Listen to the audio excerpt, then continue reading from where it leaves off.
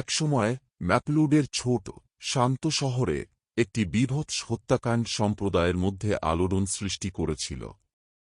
ভুক্তভোগী ছিলেন জন ম্যাথিউস, একজন সম্মানিত স্থানীয় ব্যবসায়ী যিনি তার দাতব্য প্রচেষ্টা এবং বন্ধুত্বপূর্ণ আচরণের জন্য পরিচিত। তার অকাল মৃত্যুর সংবাদ দাবানলের মতো ছড়িয়ে পড়ে এবং শহরটিকে ভয় ও অবিশ্বাসের অবস্থায় ফেলে দেয়।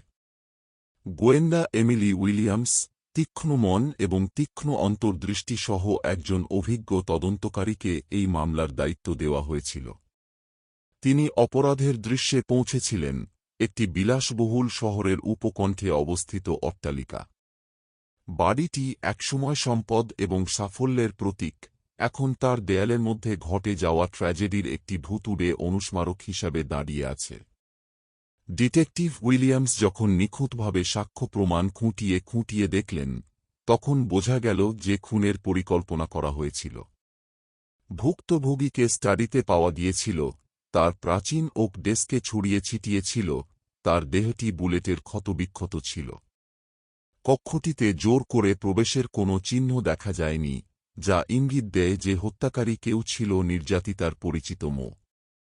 জন ম্যাথিউসের পরিবার এবং বন্ধুদের সাক্ষাৎকার নিয়ে গোয়েন্দা উইলিয়ামস গোপনীয়তা এবং মিথ্যার একটি ওয়েব উন্মোচন করতে শুরু করেছিলেন।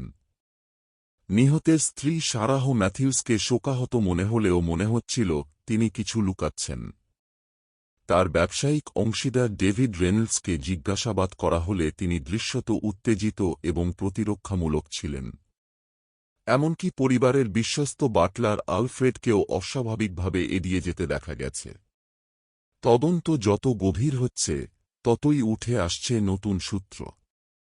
গোয়েন্দা উইলিয়ামস আবিষ্কার করেছিলেন যে জন ম্যাথিউস ছিলেন একটি ছায়াময় ব্যবসায়িক চুক্তিতে জড়িত যা খারাপ হয়ে গিয়েছিল।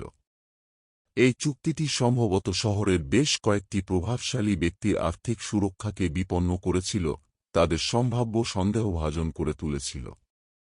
কৌতূহলজনকভাবে একের পর এক বেনামি চিঠি থানায় আসতে শুরু করে, যার প্রত্যেকটিতে হত্যাকারীর পরিচয়ের দিকে ইঙ্গিত করে রহস্যময় সূত্র ছিল।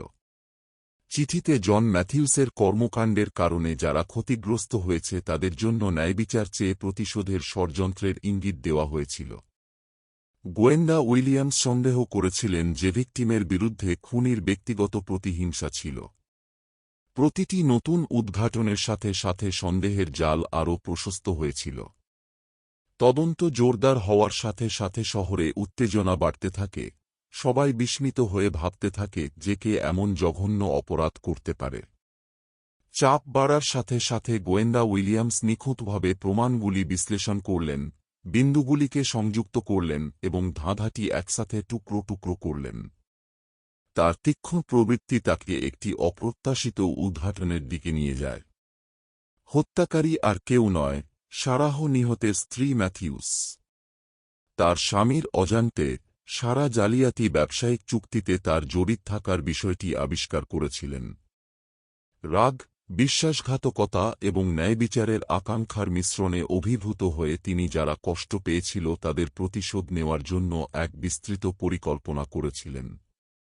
সারাহ সন্দেহকে ভুল পথে চালিত করার জন্য হত্যার দৃশ্যটি সাবধানতার সাথে মঞ্চস্থ করেছিলেন, তদন্তটি নিজের কাছ থেকে দূরে সরিয়ে দেওয়ার জন্য মিথ্যা প্রমাণ রোপণ করেছিলেন।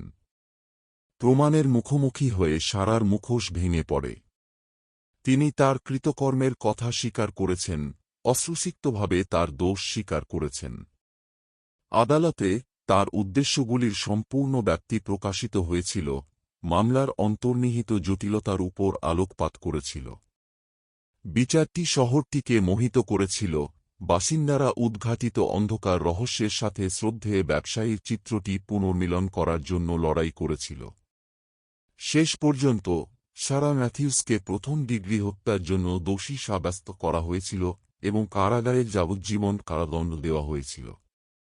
বিচার চিহ্নিত করা হয়েছে ম্যাপলুডের ইতিহাসের এক শীতল অধ্যায়ের সমাপ্তি, সমাজের সম্মিলিত চেতনায় হত্যাকাণ্ডের স্মৃতি চিরতরে খোদাই করা।